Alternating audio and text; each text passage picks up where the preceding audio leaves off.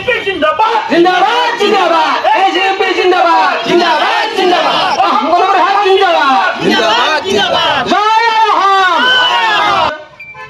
সম্মানীয় মিত্ৰজোঁটৰ অগপদলৰ প্ৰাৰ্থী মাননীয় ফণীভূষণ চৌধুৰীদেৱৰ আধাৰপাৰাস্থিত মুখ্য কাৰ্যালয় আমি উদ্বোধন কৰিম।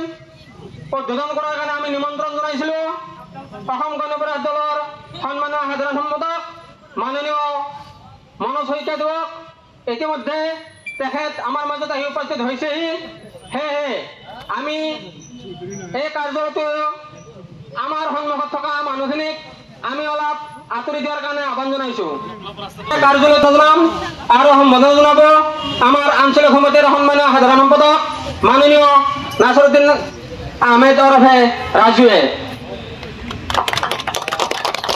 ইয়াৰ লগে লগে আমি সন্মানীয় সাধাৰণ সম্পাদক মনোজ শইকীয়াদেৱক আজিৰ এই নিৰ্বাচনী কাৰ্যালয়টো উদ্বোধন কৰাৰ কাৰণে অনুৰোধ জনাইছোঁ।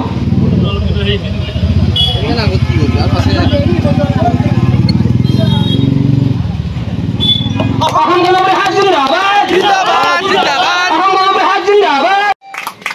ইয়াৰ লগে লগে আমি সম্বোধন জনাম আমাৰ হাজো শুৱালকুছি বিধান পৰিষদৰ সম্পাদক মাননীয় জয়ন্তনাথ দেৱক। তেওঁক এখন চলংগ বছৰে সম্বোধন জনাৰ কাৰণে মই অনুৰোধ জনাইছোঁ।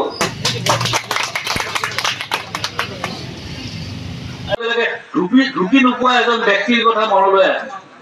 আমি সেই ব্যক্তিক চিনাক্তকৰণ কৰি সেই ব্যক্তিক ভোটদান কৰি নে আমাৰ মাজত আমাৰ সুখে দুখে থকা ব্যক্তিক আমি ভোটদান কৰি এই সিদ্ধান্ত লোৱাৰ যে আমাৰ সময় আহি পৰিছে।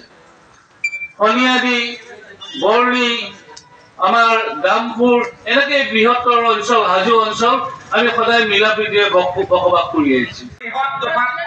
ভাৰতীয় জনতা পাৰ্টিৰ মিত্ৰজোঁটে আমি আজি সেইটো মহিমূল কৰিবলৈ চেষ্টা কৰিছো আৰু সফল হৈছো।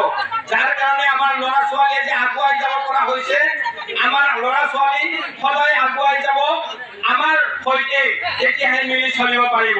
গতিকে আমাৰ ইয়াতে মনোজ শইকীয়া ডাঙৰীয়াক আমি বিশেষভাৱে অনুৰোধ কৰিছো যে আমাৰ ৰাস্তা পদূলিখিনি খুবেই বেয়া আৰু তেখেতসকলে যাতে ঊৰ্ধ্ব মহলত জনাই দিব পাৰে তাৰ কাৰণে অনুৰোধ কৰিছো। আৰু বিশেষকৈ আমাৰ এইটো যিটো বৰলীয়া নদীটোৱে আমাক বহুতো মানুহক ছিন্ন ভিন্ন কৰি পেলাইছে।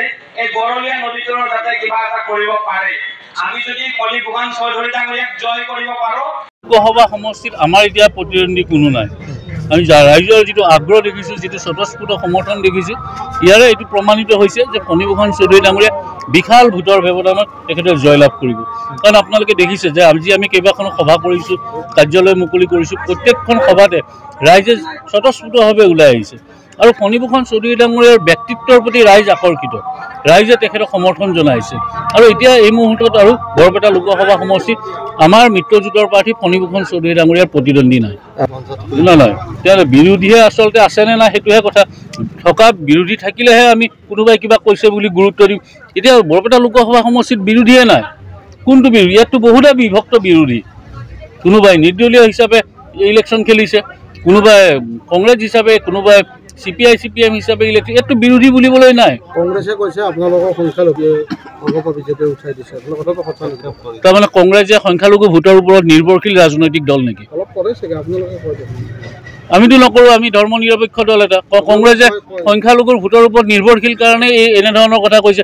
কংগ্ৰেছে যে ভয় খাইছে এইটো কথা জল পটকৈ প্ৰমাণিত হৈছে। সংখ্যালঘু ৰাইজ কোনো ব্যক্তি বিশেষৰ লগত নাই, সংখ্যালঘু ৰাইজ এতিয়া মিত্ৰজোঁটৰ লগত আছে। উকাশৰ লগতে এইবাৰ নিৰ্বাচনটো হ'ব। নহয় মীৰা বৰঠাকুৰ আচলতে হয় কি, মইতো চিনি নাপাওঁ মীৰা বৰঠাকুৰক। কাৰণ আজি কিছুদিন আগলৈ এটা ৰাজনৈতিক দল, কেইদিনমান পিছত এটা, তাৰপিছত এটা, সঘনাই ৰাজনৈতিক দল সলনি কৰি থকা ব্যক্তিসকলৰ লগত আমাৰ সম্পৰ্ক নাই। তেওঁ কি হয়, তেওঁ নিজকে পৰিচয় দি আহিছে। নহয় মইতো এইটো বাৰম্বাৰ ক'ম, মই গুৱাহাটীত জন্ম লাভ কৰা ডাঙৰ দীঘল হোৱা এজন ল'ৰা। মীৰা মোৰ এতিয়া জীৱনৰ এতিয়া মই 50টা বছৰ মোৰ পাৰ হ'ল। মইতো জীৱনৰ আৰম্ভণিৰে পৰা বৰ্তমানলৈ মীৰা বৰঠাকুৰক তেনেকৈ লগ পোৱা নাই। গুৱাহাটীৰ মানে বায়ু পানী বতাহৰ লগত মীৰা বৰঠাকুৰৰ কি সম্পৰ্ক মইতো নাজানো। মীৰা বৰঠাকুৰে গুৱাহাটীৰ কোনোবা স্কুলত যদি পঢ়িছিল, কলেজত যদি পঢ়িছিল, সেই কথাও মই জ্ঞাত নহয়।